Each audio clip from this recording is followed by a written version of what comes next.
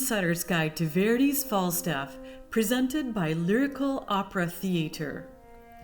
Welcome to Lyrical Opera Theatre. We are delighted to have you with us tonight for Giuseppe Verdi's sparkling comic opera, Falstaff. Before the show begins, we invite you to enjoy a short, behind-the-scenes look at the opera you're about to experience. Whether this is your first time at the opera or your 15th, we hope this insider's guide will deepen your appreciation and bring the music and story to life. What is an opera? Let's start with the basics. Opera is a form of musical theater where everything is heightened: emotion, storytelling, and sound. Instead of speaking their lines, the characters sing. The orchestra doesn't just accompany the action, it drives the emotion, paints the mood, and sometimes even gives you a glimpse into what a character is feeling before they know it themselves. Opera combines music, theater, poetry, and visual design into a thrilling art form. It is storytelling on a grand scale, and yet at its best, it speaks to our most human experiences. How is this story chosen? So, how did Falstaff come into being? By the 1800s, Verdi had retired. He was a towering figure in Italian opera, best known for serious and dramatic works like Aida, La Traviata, and Otello. Falstaff was not only his final opera, it was his first comedy since his youth, and only the second comedy of his entire career. What drew him out of retirement was a spark of inspiration. His librettist, a friend, Arrigo Boito, proposed an adaptation of Shakespeare's The Merry Wives of Windsor, with scenes drawn from Henry IV, which also features the character of Falstaff. Verdi adored Shakespeare.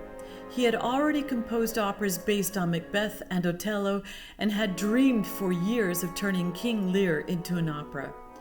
So, when Boito suggested they bring the comic Sir John Falstaff to life, Verdi's enthusiasm was instant. Verdi was 79 years old, but he leapt into the project with the energy and joy of a young artist. What is the story about? Now let's talk about the plot. At the center of this comedy is Sir John Falstaff, a bombastic aging knight who still fancies himself a ladies' man. He's also deeply in debt. So, when he hatches a plan, he will seduce two wealthy married women, Alice Ford and Meg Page, and convince them to share their husbands' fortunes with him. What he doesn't know is that the ladies are clever, loyal to each other, and completely onto his scheme. They decide to teach him a lesson with a series of increasingly outrageous pranks. Meanwhile, Alice's daughter Nanetta is in love with the young Fenton, but her father has other plans for her marriage. Their secret romance weaves through the action, adding tenderness and charm. In the end, the women outwit everyone. The lovers are united, Falstaff is humbled but not defeated, and the entire cast joins together in a glorious musical laugh. Tutti nel mondo è burla. All the world's a joke. How were the lyrics written? To bring the words to life, Verdi needed a librettist who could capture both the elegance of Shakespeare and the crispness of Italian verse. That man was Arrigo Boito. Boito had already written the libretto for Verdi's Otello, and the two had built a strong working relationship. For Falstaff, Boito carefully distilled Shakespeare's dialogue, preserving the wit, structure, and the spirit of the original, while shaping it to suit Verdi's fast-paced and intricate musical setting. Their collaboration was one of equals, artist to artist. Boito once described their process as chiseling together, and the result is one of opera's most brilliantly crafted libretto. Who was the composer? Now, who was the genius behind the music? Giuseppe Verdi, of course. Verdi was the towering figure of 19th century Italian opera. Born in 1813 in a small village, he rose to become a national icon. His music was a soundtrack to Italy's unification. By the time he composed Falstaff, Verdi was already a legend. But instead of looking backward, he wrote a bold, modern score that broke many conventions of Italian opera. Falstaff isn't just a light-hearted comedy, it's a musical tour de force. Instead of rapid dialogue, quicksilver rhythms and richly layered ensembles. Verdi reinvented himself in this final work, and audiences were astounded. How is it composed? Unlike his earlier operas, which often featured long arias and emotional duets, Falstaff is composed in short, continuous musical scenes. It's more like musical theater or even film, fast, fluid, and full of surprises. Verdi wrote with incredible economy. Every note is purposeful. Every character has a musical identity. He used the orchestra like a painter uses color, adding, shaping irony, mischief, and mood.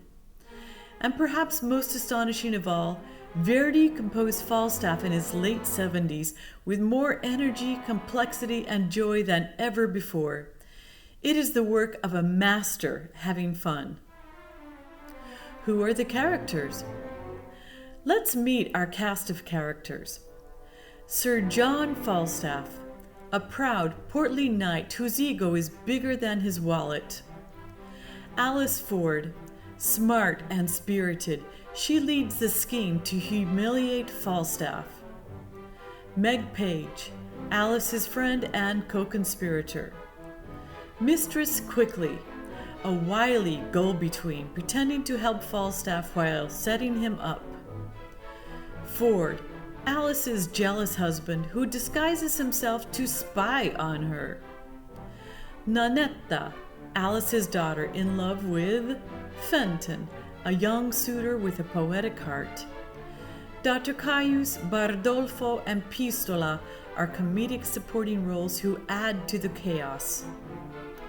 Each character adds a layer of humor, warmth, or chaos to the story, and everyone has their moment to shine. What are some of the acting challenges? Singing Falstaff is challenging, but acting Falstaff is an entirely different feat. Because this opera moves so quickly, the performers must act with clarity and speed. Comic timing is everything. Unlike in tragic operas, where emotions are often drawn out, here emotions turn on a dime. And then there's the character of Falstaff himself, a man full of contradiction. He's foolish and arrogant, but never truly cruel. He is the target of jokes, but somehow we like him. He reminds us of ourselves, puffed up, flawed, and hopeful. Bringing out the balance of humor, humanity, and heart is one of the great challenges for every singer and actor in this opera. What are some of the famous musical numbers? While Falstaff doesn't follow the traditional structure of operas filled with show-stopping arias, it is brimming with brilliant ensemble pieces, character-driven motifs, and dazzling vocal writing that rewards close listening. Rather than pausing the action for lengthy solos, Verdi, by this point a master of dramatic pacing, chose to weave the music seamlessly into the comic narrative, with the vocal lines closely following the rhythm of speech and the emotional inflections of the characters. Still, there are several musical highlights that stand out. L'onore ladri, Falstaff's honor monologue from Act 1, Scene 2. This fiery and humorous soliloquy gives us insight into Sir John Falstaff's philosophy on life and honor. In this declamatory number, he declares that honor is a mere word, useful only to the dead. It's one of the few moments where Falstaff dominates the stage alone, and Verdi sets it with wit, rhythmic intensity, and mock serious grandeur. Here's a little bit of L'onore ladri. L'onore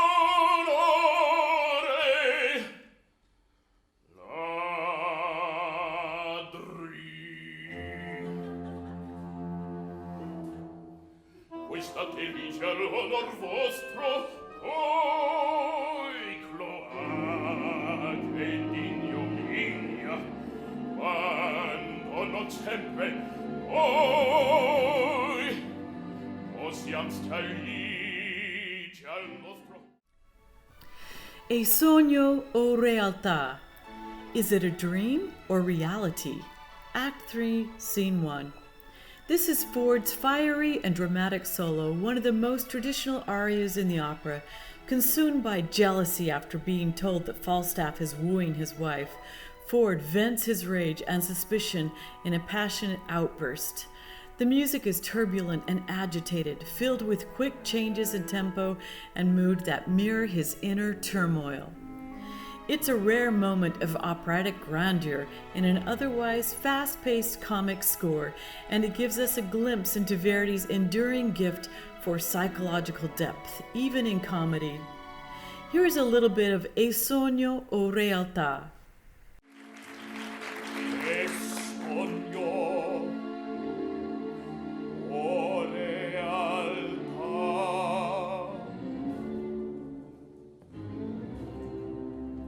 due rami enormi crescon sulla mia testa,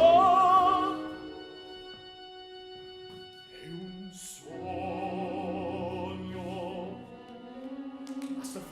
Master Ford, dormi, svegliati, su, di testa, tu moglie sgana, in me puoi malaffetto, l'onor tua è tua casa e il tuo letto.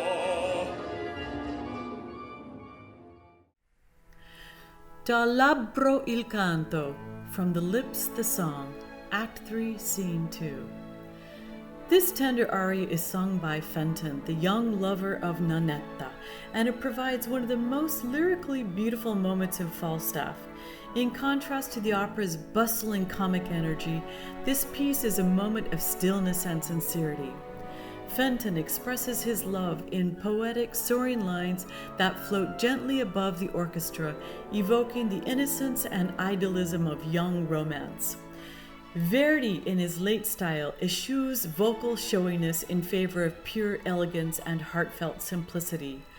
Dal labbro il canto is a short but exquisite gem that perfectly captures the opera's emotional warmth beneath the comedy.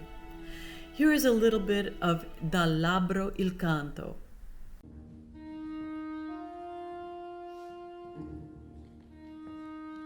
Dal labbro il canto estasiato vola, e silenzi notturni e va lontano, e al fin ritrova un altro labbro umano che gli risponde con la sua parola.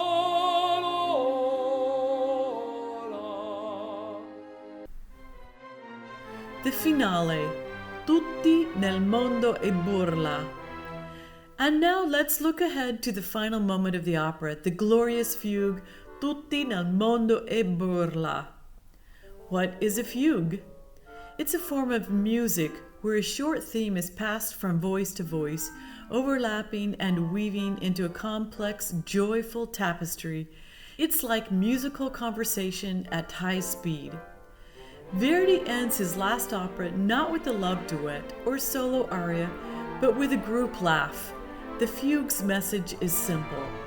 All the world's a joke, everyone is fooled, and no one escapes.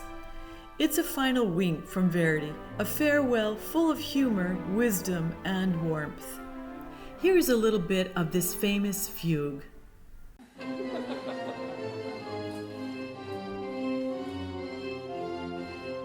Tutto nel mondo è bolla l'uom, e il nato bollone, bollone, bollone. Tutto nel mondo è burla l'uom, e il nato bollone, bollone, bollone. Tutto nel mondo è burla l'uom, è nato bollone, e il nato bollone, bollone, bollone. Tutto nel mondo, l'uom è nato, e il nato bollone, bollone, bollone.